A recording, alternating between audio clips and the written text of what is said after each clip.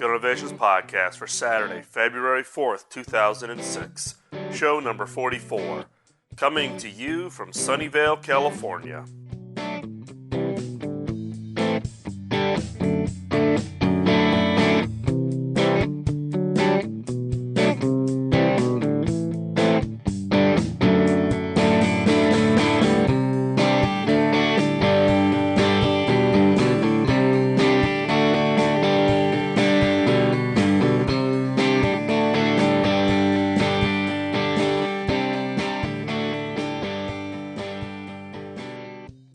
Welcome to the Killer Innovations Podcast. I'm your host, Phil McKinney.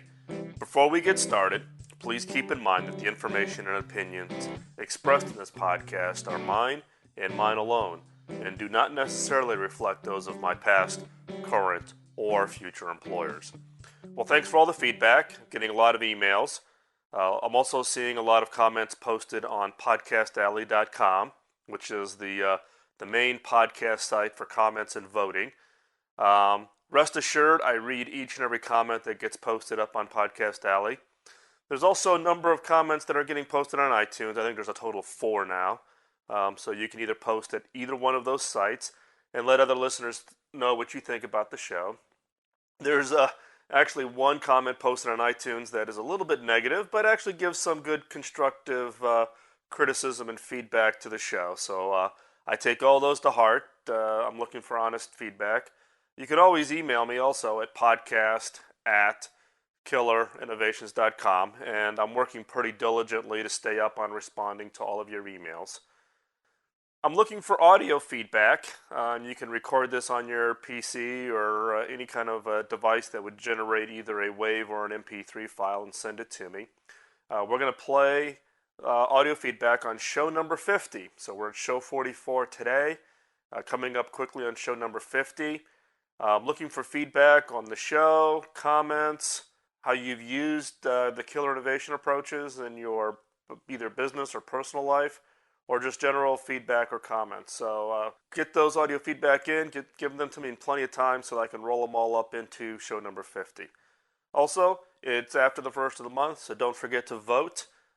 Remember that all the voting at podcastalley.com restarts at the beginning of every month, so don't forget to vote. Voting is the best way or the easiest way for you to let the producers of your favorite podcast know that you do appreciate the effort.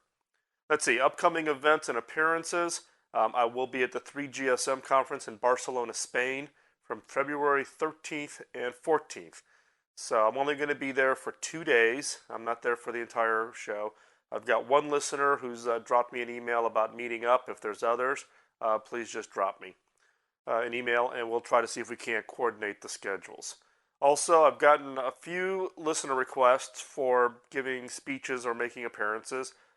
Feel free to send those to me, and we'll do the best to accommodate if it lines up with my travel schedule. Otherwise, we can also do things by phone or other means, okay? So feel free to send those to me.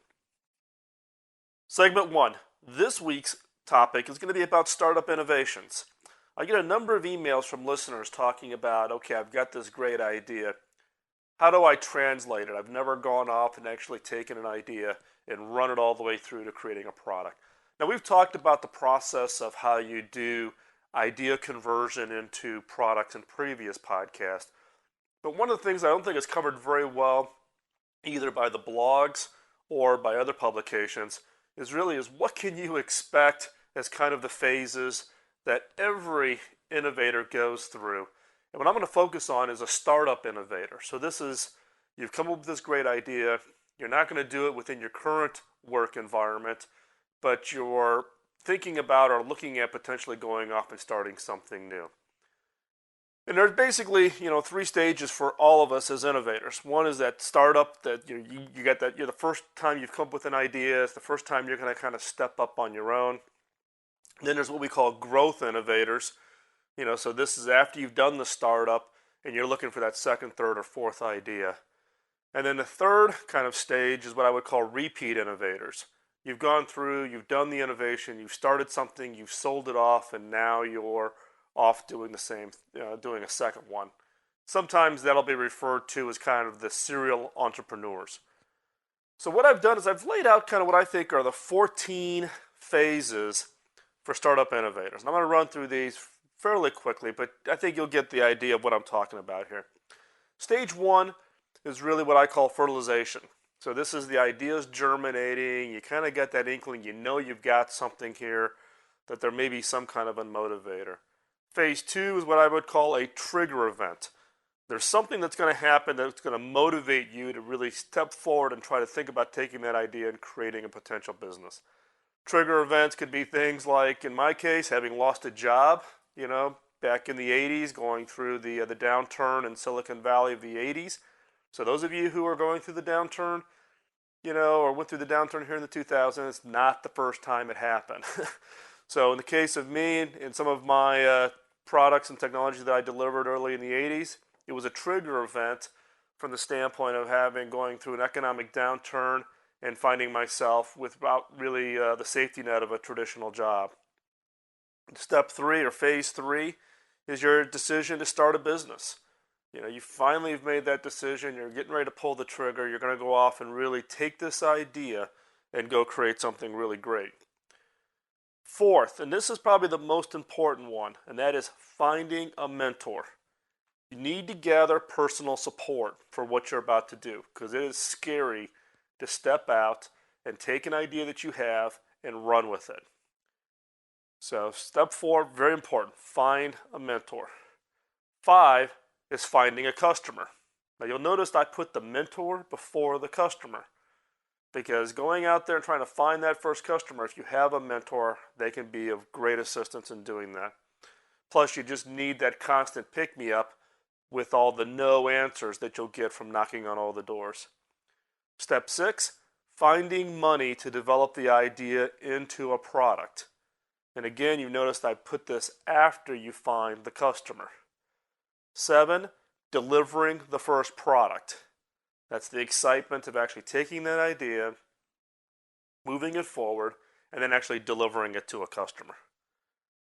Step 8, hire staff. And again, I'm doing these in very specific orders because I've seen a number of inventors, innovators going out there with a great idea, and they get this backwards. They think the first thing they ought to do is raise money, then they hire staff, then they build the product, and then they go find the customer. No, it's step 5, find a customer. 6, get the money. 7, deliver the first product with the least amount of staff. And then 8, hire the staff.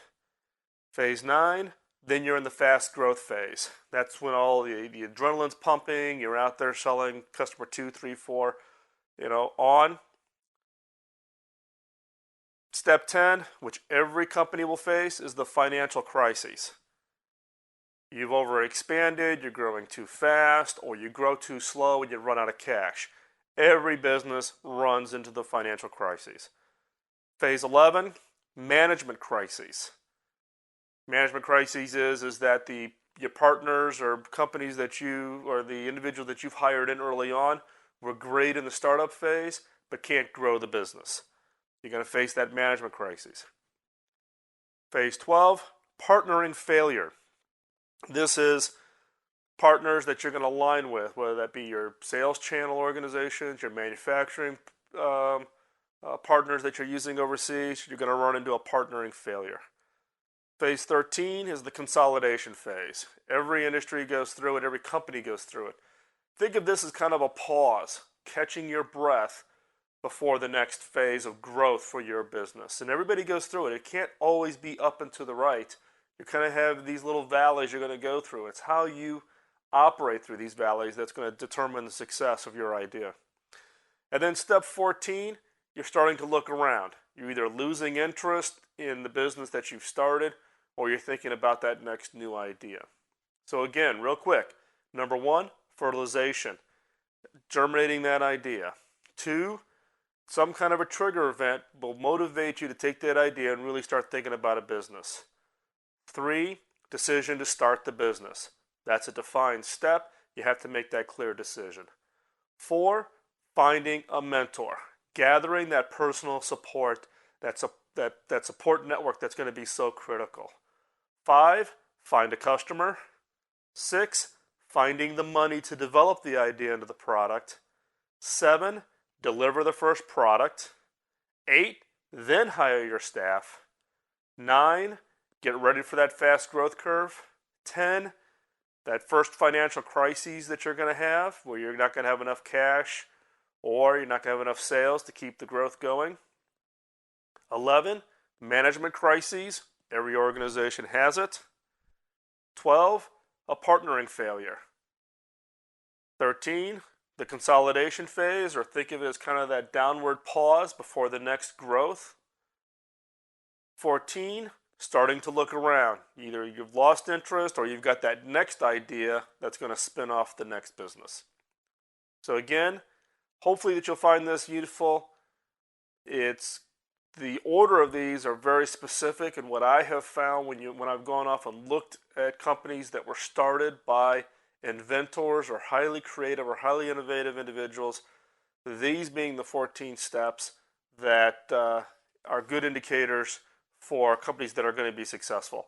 Companies that get these somewhat out of order, such as finding the money before the first customer, hiring staff too early, are red flags in my book for potential failure. Okay, segment 2, cross-pollinator. The last couple of weeks I've been trying to get through some of my reading, and as you know in the previous podcast I mentioned Tom Kelly's new book, The 10 Faces of Innovators.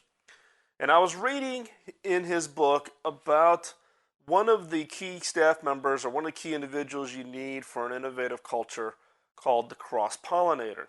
Now, it was a little shocking because when I read this, I literally, had to take a pause because when he describes what a cross-pollinator is, I quickly figured out that it was me.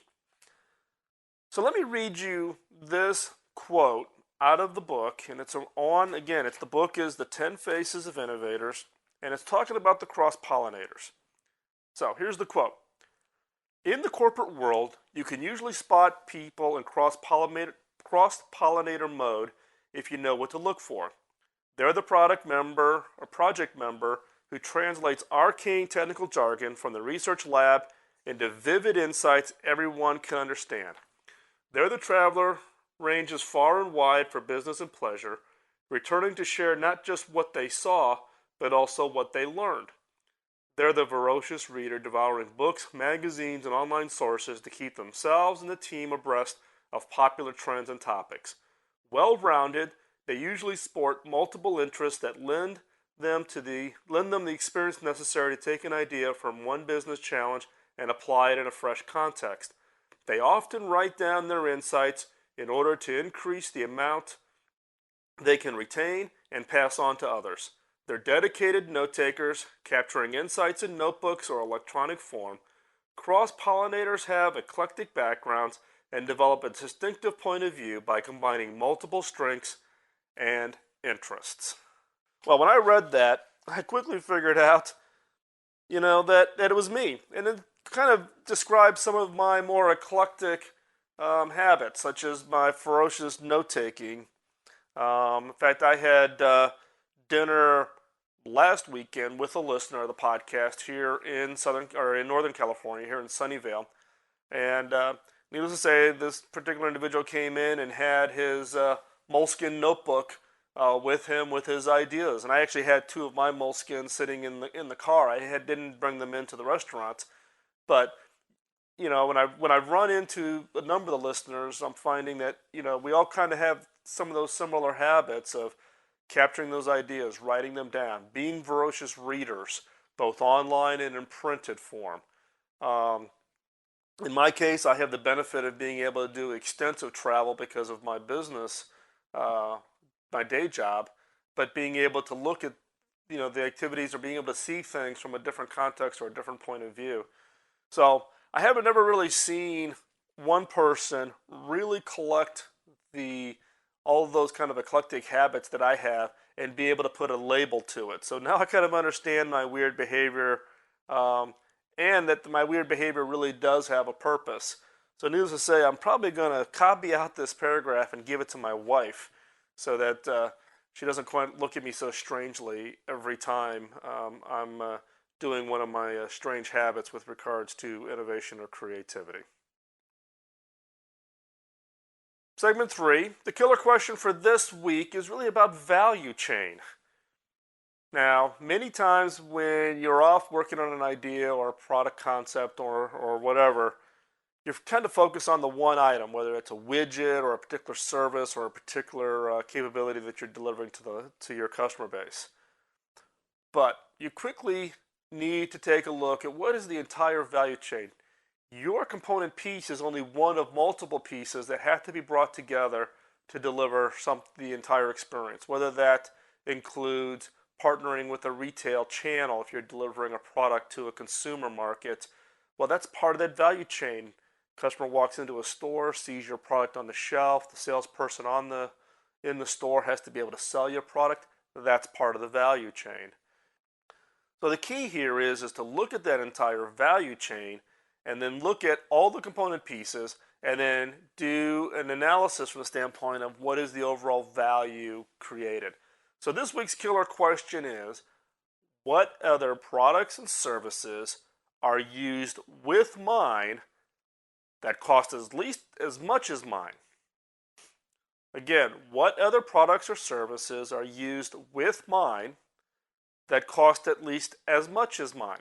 So how much is the customer paying? If a customer is paying $5 for your item and then he pays $5 for a support contract, that's a total of $10 spent by the customer. So what are all the component pieces? And this doesn't have to be hard currency spent. It could be perceived value or perceived margin that the customer is willing to pay for to have the experience. So again, the question is, what other products or services are used with mine that cost at least as much as mine? Now then, when you figure out what that list is, there's obviously two next questions that you need to ask. One is could I replace or eliminate these other products or services and capture the value? So rather than letting other people control equal value in the value chain, can you take your product and either put functionality in your product and therefore eliminate the need for another piece of the value chain? Or can you just totally replace it with a partnering relationship to where you could be able to capture a bigger portion of the value? So again, once you've identified these other components in the value chain, the next question is, could I replace/eliminate it and capture the value? The other question that you should think about also is, could you partner or acquire the other product or service? So if you have one component of the delivery and you look at the entire value chain and you see other participants in the value chain who are getting the same or if not more value from the customer, meaning they're getting more of the income or more of the overall spend, can you go off and acquire them, or can you partner with them to get a larger portion of that overall value that's created? So again, this week's killer question is, what other products or services are used with mine that cost at least as much as mine? And then the follow-up questions are, could I replace or eliminate it and capture the value? Or could I partner or acquire the other product or service and capture the value? And with that, thanks for listening. We're coming up on show number 50. Send your audio feedback, messages, comments. You can send them to me as an email to podcast@killerinnovations.com. You can send me the audio feedback at 703-636-4460. Don't forget to vote. Remember, voting is the easiest way to let the producers of your favorite podcast know that you truly appreciate the effort. And at the beginning of the month, voting restarts back to 0. So please remember to go out to vote. You can also post your comments either at podcastalley.com, over at Apple iTunes, or any of the other sites that you regularly visit. Thanks for listening. Go out there, be creative this week. Come up with that one killer idea this week that's going to change the world. And have a great week. Bye-bye.